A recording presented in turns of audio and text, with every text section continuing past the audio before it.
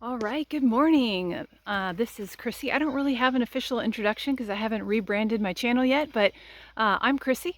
I am in Potosi, Missouri today at Bluff View Farm Rocks. Hopefully you can hear all the birds singing this morning. We had a great night of rain, which means it's going to be a muddy mess, but hopefully we'll find some good crystals. And what's really cool, so if you've never been here before, bring your own buckets, bring your own digging tools. It's free to dig, and then you just pay $30 right now. That's the current price, but if you're watching this decades later, it may have changed. But right now, you fill a bucket, you pay $30 for each bucket. Bring cash, bring your buckets, bring your digging tools, and come on out.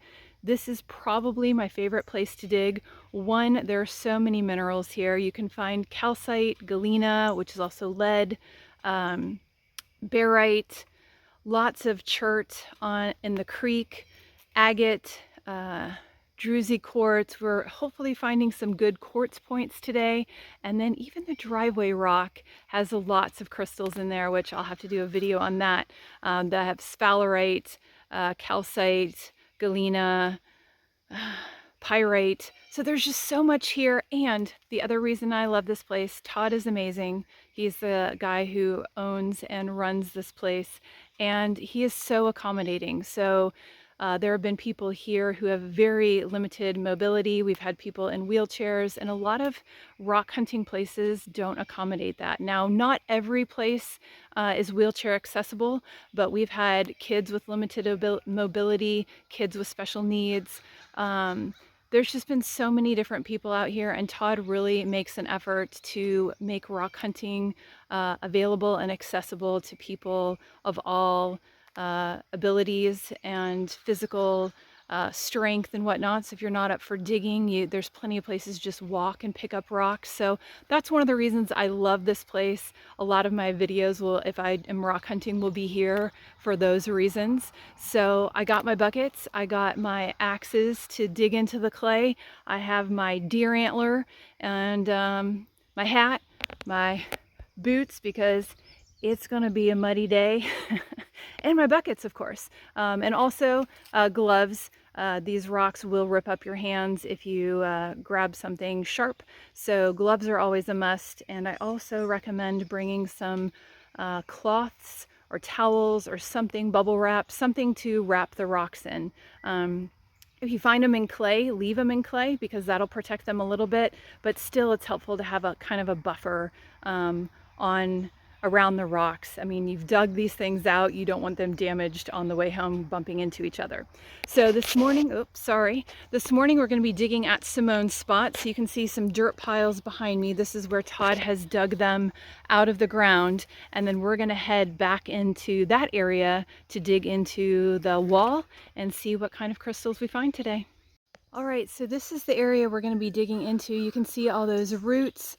There's usually, for whatever reason, a lot of quartz underneath, a lot of the plates underneath the roots. I don't know if the roots kind of just grow around them, but there's usually some there, and that's where the black dirt is. And then you can see down lower there's red, where red and black dirt meet. We've been also finding a lot of crystals there. So a lot of this is just hit or miss. You just start digging and see what you can find, but here's a few tips. Okay, so you can see in my hand there's a couple of little quartz points. We're calling these Ozark diamonds. I don't know if it'll catch on, but they're just basically little crystals that have broken off the quartz plates. And if you see these in the dirt or the clay, you know that you're probably in the right spot because these have broken off larger pieces. So what you're looking for is kind of, you see how it's kind of glassy, it's kind of shiny. Well, when it's buried in dirt, see how it kind of looks black? That's what you're looking for. So when you swing your axe or use your pick or whatever you're using, your antler, you want to take away big chunks of dirt and then try to break it up with your hands. And that's why being out here with all of these chunks of clay is super helpful, because it looks like, oh, there's just all this clay all around. Well, what I recommend is grabbing pieces of clay, breaking it up with your hands, because oftentimes inside that clay is a piece of either these little Ozark diamonds, which I have a little bucket of these that I've collected, or sometimes they're bigger plates. So we're gonna look around, we're gonna dig in to these roots here, and we're gonna see what we find. Okay, well, my boots already have quite a bit of clay on them. This is why I love the rain. So you can see the water washed it off and it's just sitting there ready to pick up.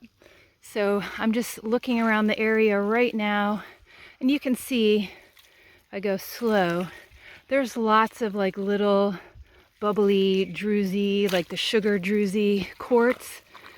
We're gonna try to find pieces like this or bigger where the quartz there, this is small compared to what you can find here, but this is a little bit bigger than what you usually find. And here it looks like there's some quartz points in there. It looks like the agate, so this looks like a lot of the host rock, but we're gonna take this because it might clean up pretty good. And then right behind it, you can see right there is another sparkly piece that we're gonna grab. It has some nice crystal points on it. Okay, and this is why coming after the rain is so good, because you can see there is some cool quartz points on this one. I got a small one with really big points. There's a huge point there, and then a little baby Ozark diamond. But I've done no digging yet, just looking around at what the rain has kind of washed off and is just sitting there on the surface. Okay, now the digging has started. So you can see right in here, there's a few little glassy, see the little glassy points? As soon as I touch it, it doesn't look glassy anymore. So once you see those glassy points, you know to stop using any kind of sharp object. Use something wooden or your hands to dig around it. And once you get to the crystal, I know it's so tempting to wiggle and be like, okay, I'm gonna wiggle it out. But if you can see, there's lots of rock in this dirt, and if it's butted up against another rock, you potentially could damage those little points on the end of each of the points. You could damage those. So ideally you want to dig a big circumference around it where you can just pull it out. So you want to dig above, to either side, and below. All right, so you can see I've dug way below it on the sides and on the top. It should be able to just pull right out, and let's see what we got. All right, it's like a kind of a bubbly one, and I'm just going to leave the dirt on there. Again, the dirt is going to be protective, so don't feel like, if you feel like it could be a good one, don't clean it off, just leave it as is. You can still wrap it in your bucket, but leave as much dirt and clay on it as possible, so then that way you're protecting some of the points that are underneath it. All right, I was about to get excited because you can see it's a little glassy, and I pulled this guy out. I call this one getting a haircut. So the back is the host, and you can see it just, all the points just got shaved off. So that's where the Ozark diamonds come from in the rocks, are where somehow they've broken, whether it was from machine digging or just from the processes of moving around in the earth.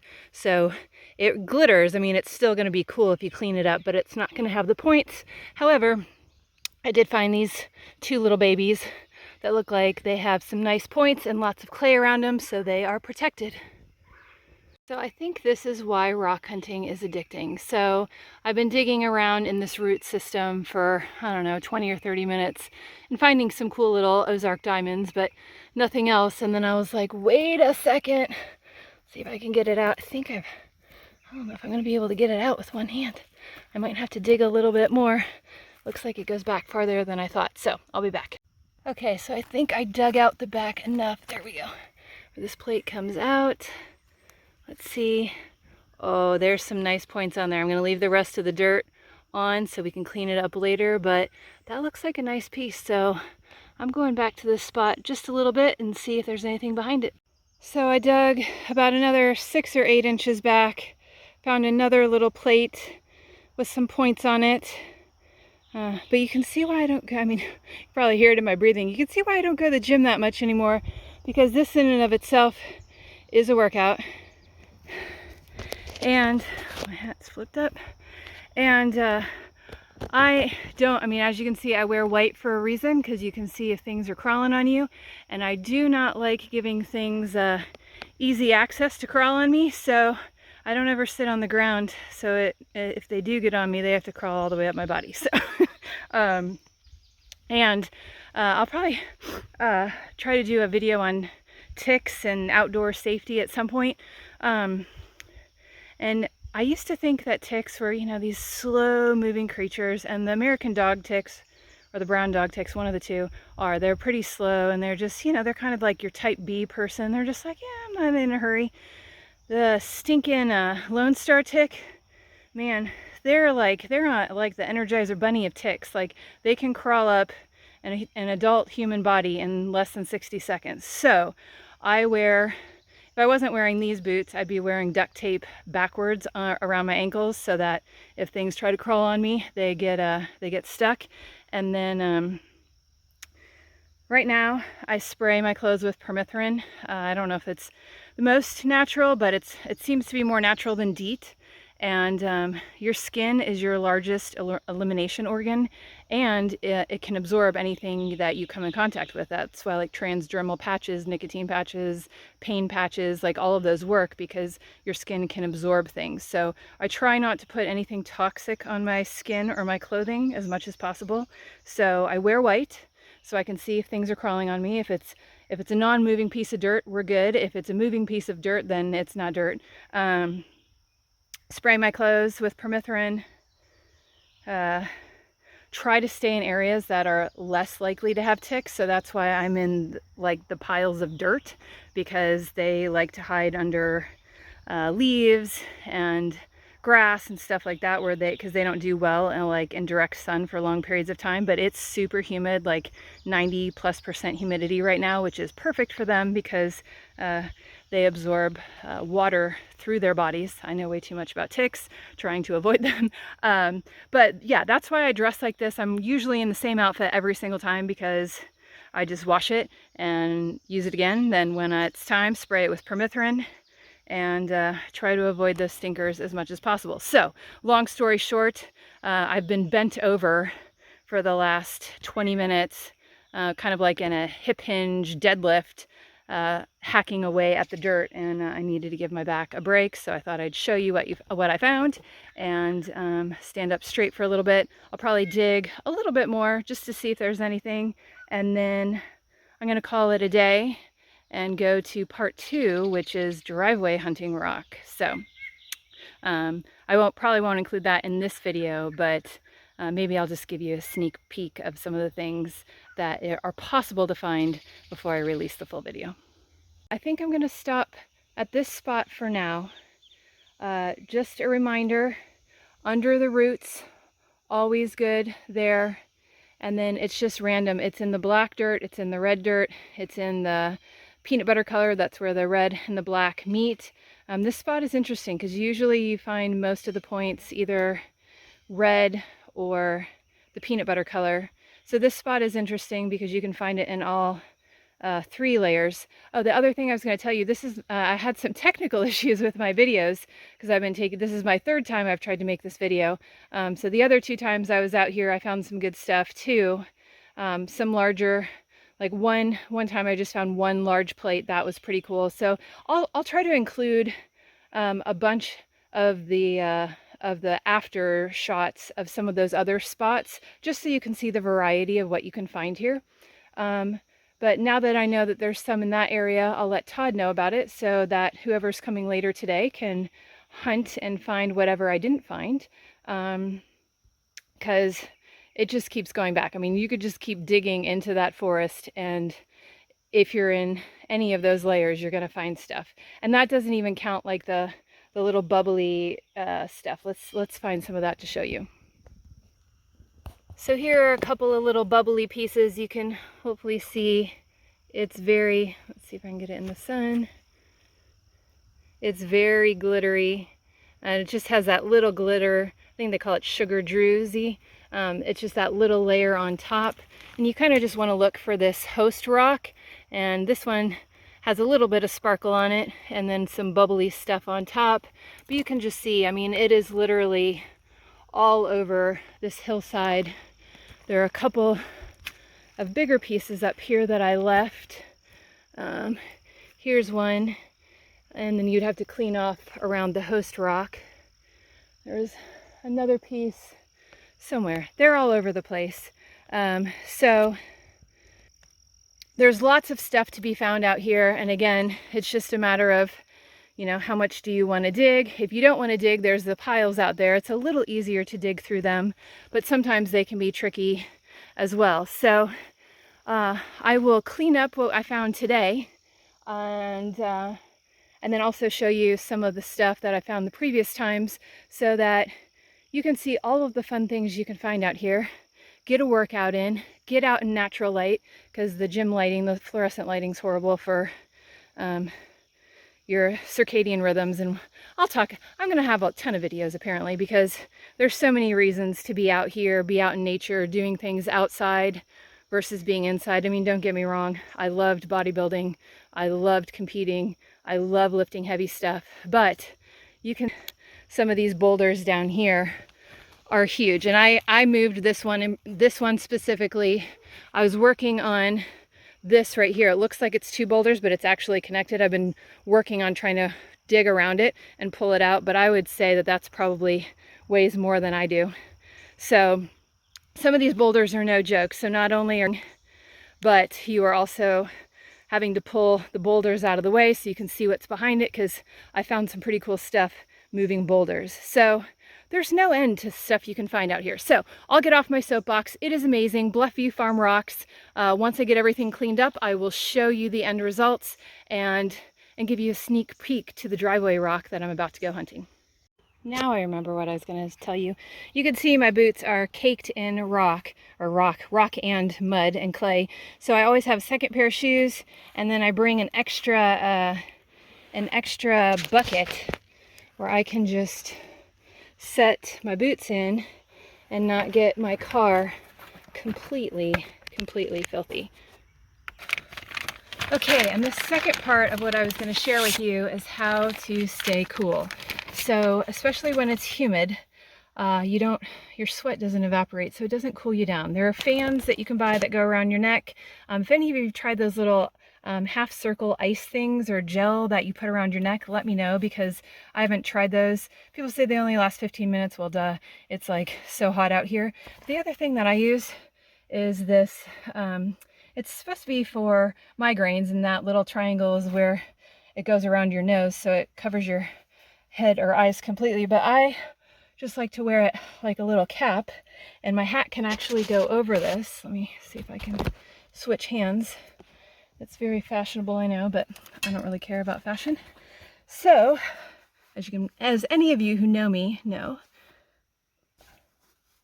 this is much harder to do without like a little selfie stick, but my hat can go on top of this, and so my head stays cool. So having ice packs around the back of your neck, around your head, even your wrists, helps cool your temperature down. So it's good to take breaks and just let your body temperature come down so you don't get heat exhaustion or heat stroke, because those are serious. Don't just drink plain water if you're going to be out here for an extended period of time, because you sweat out salt, you sweat out minerals, and if you're just replenishing with water, you can also get an electrolyte balance, which can cause cramping and other things that you don't want to experience. So I'm not a big fan of sports drinks because they have a lot of junk in them. Even the more natural ones, they have stevia and monk fruit, which my system does not care for. So I usually just have sea salt, which has not only sodium, but lots of trace minerals, and then just a little container of cane sugar, organic cane sugar. And so I'll just have a little bit of sugar, take the salt shaker and shake a little bit of salt in my mouth, drink water, and that's what I use. I don't like eating when I'm out here because my system just doesn't digest food well when I'm this hot, because all the blood is not in your system to digest. So if you're eating when you're outside and you're feeling sick, that's probably why, because your body's competing, like it needs blood around your extremities because you're moving. It's trying to get rid of heat. It doesn't want to keep the blood in your core and keep you warm. But then you also need blood in your core to digest your food. So I told you, my videos are going to be a mix of everything. Like, you never know what you're going to get. Ask me any questions below, maybe I'll do a video on it, because I just seem to be just telling you all kinds of stuff, not just about rock hunting, but hopefully it's helpful, because especially, you know, if you live close, like I live, you know, decently close to here, so I don't have to make like a day out of it. I can just come for half a day or whatever. But if you're going to travel and go to some of these places that are amazing, it's worth it to spend as long as you can out there, which means 1, you have to be fit, 2, you have to be prepared with water, with food, with other things, so that you can continue being out in these extreme weather conditions. Now, you can also choose just to hunt, you know, when it's spring and fall, when the weather is more mild. But if you're hunting in the summer, you have to take precautions there. And if you're hunting in the winter, there's other precautions to make sure you don't get hypothermia, frostbite, all that stuff. Because I've dug when it's below 30, probably not below 20, but it is cold, and you have to make sure you're dressed appropriately. So I'm going to end the digging part here. I'll show you what I find when I get back and clean everything up. And thank you if you're still here watching. I mean, this has been fun for me to share. I love being out here. I love being physically active and finding amazing things to put all around my house to give to my friends. And thank you for sharing the adventure. If you're in the area, it is worth making a trip out here. Todd has primitive camping. So you can set up whatever camping. Some people bring their trucks and then have like one of those things that go across the top of the back of the truck bed and camp in there. Some people set up tents. It's down by the creek, so you just have to make sure you're not coming during the super rainy season. But there's primitive camping here if you want to come and just camp and rock hunt until you drop. There's a few probably hotels and other places that you can stay that aren't too far, and Airbnbs and stuff like that probably in the area. But yeah, primitive camping here, and rock hunting as much as you want. People have come away with 10, 20, 30 buckets of rocks. So the things that people find are phenomenal. And if you have the buckets, you have the cash, you have the tools, you don't mind getting super dirty, this is the place to be. It is my favorite spot to come rock hunting, and I will definitely be back to show you some more stuff that you can find at Todd's place. Okay, so I am back home, did my tick check to make sure no one came home with me. I realized I didn't say in the beginning what kind of buckets. So it's $30 for a 5-gallon bucket. So these are much smaller buckets. So what I tend, and they're really wide at the bottom. So what I tend to do is I have my 5-gallon bucket. I keep all the rocks coated with the mud. Then I wrap it with a towel.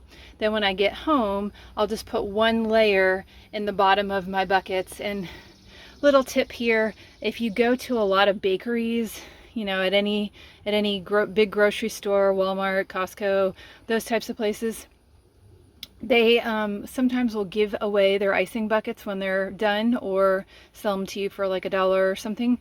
So if you just want some buckets for rock hunting and don't want to pay a bunch of money for them, you can do that. So what I do is I take my 5-gallon bucket, I bring it home, I put some warm water. I don't use super hot or super cold water, because if you do change the temperature of quartz, it can cause fractures in the rock. So I just put some warm water in these buckets. I let them sit for a little bit just to help all the clay and mud get a little softer. Then I'll spray it with a hose, and then if there's water in the crevices of, or I'm sorry, mud in the crevices of the rock, then I will use a water pick to get it out. So you can see here, really sparkly. This is one of the ones I've already started to clean up. Super sparkly, but you can see there's lots of dirt in there. Sometimes if you take a hose to it, it'll come out, and sometimes not. So I just have a water pick that my husband never used, so it is now repurposed as a rock cleaner. So once the rocks have soaked a little bit and I've sprayed them off, I'll show you that process. Okay, so you can see that spraying it off with a hose got a lot of the dirt out, but there's still little spots in here where I can see some dirt, and you can scrub it out with like a brush sometimes, but oftentimes it's just more helpful to use a water pick. So this is for like dental hygiene, and if you use it for that purpose, I would turn this all the way down to a 2 or a 1. because this thing is pretty powerful. Now, note that if you are using softer, or if you're using this on softer rocks like barite, you can literally blast it off of a rock, so because it's a lot softer on the Mohs scale. So make sure that the rock that you're using it on is hard enough to handle the pressure. Now, ideally you want to be wearing goggles because the water comes out fairly hard and it will bounce back into your eyeball. I know from experience. So glasses or a shield are helpful, but the problem is then it fogs up, it gets a lot of water and you can't see. So normally if I wasn't filming, I would have one hand over it. I would take the water pick under my hand and spray and then use my hand as a shield. My phone is going to be my shield, so hopefully it doesn't get too wet, but we are going to turn this guy on. It's pretty loud, and I'll just show you just a little bit, and then we'll go to the final products after they're all cleaned up.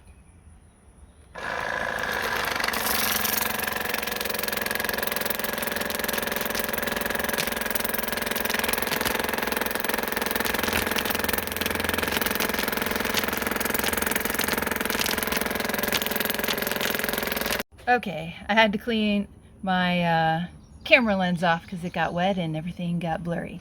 So down here you can see a lot of the dirt got blasted off. There's still some, I don't know if it's even dirt or maybe some just deposits that are stuck in some of these crevices. But I would say overall this cleaned up really nicely. You can see all these beautiful points. So I'm going to clean up some more and then I will show you the final results.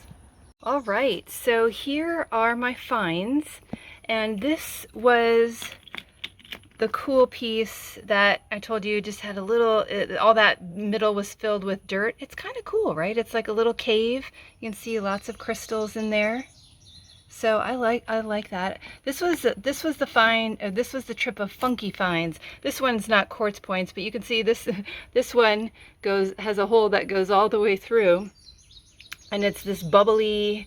I don't know what it is, but it's cool. So I kept that one, and then a little small baby, and it glitters in the sun, which is really neat. And I used the water pick because it was super dirty, kind of like the other one.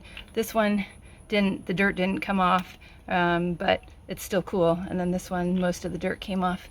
This one is like, it's tiny points, but they're super smoky, and it just shines and glitters. It's beautiful. I love it. And I love when these little tops break off and then you have this like little flower here. These were my little bubbly ones that I found. So this one has a little bit larger points on it.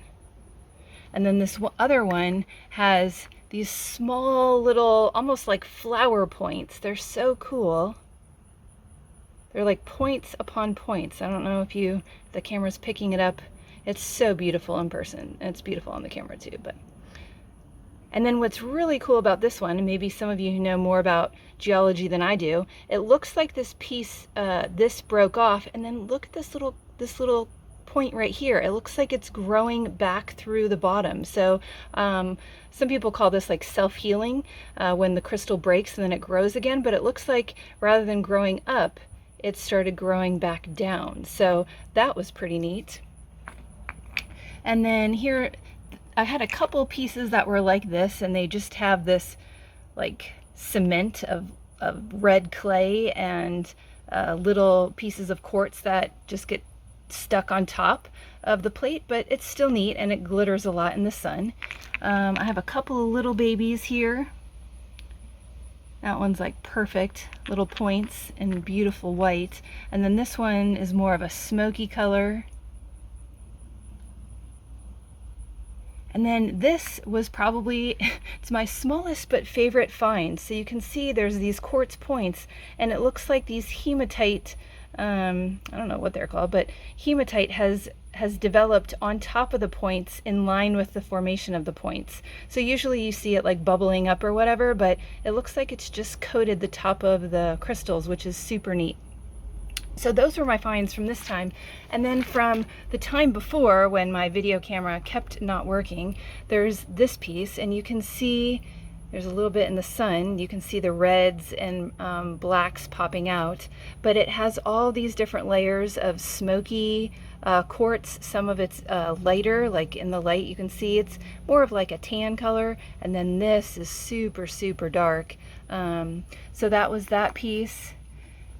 And then this one has some red along the bottom. So I really like that. It's like white on top, and then it has some red coming through on the bottom.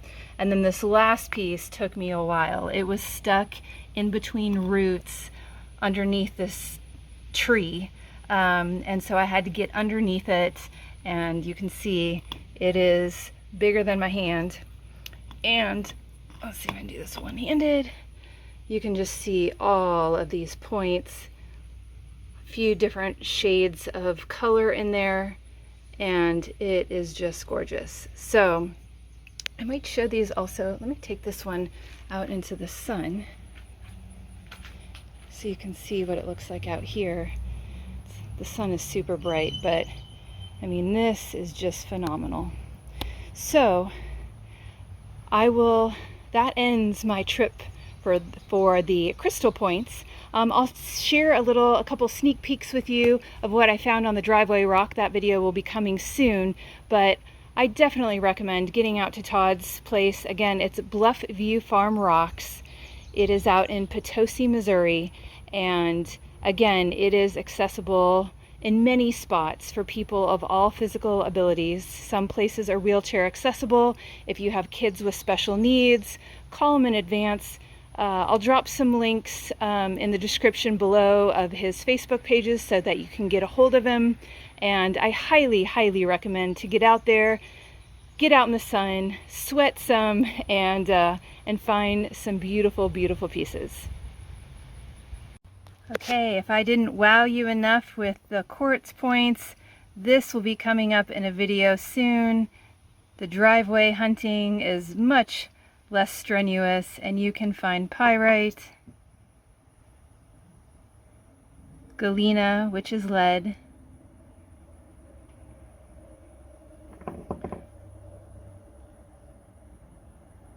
quartz, and my favorite, sphalerite.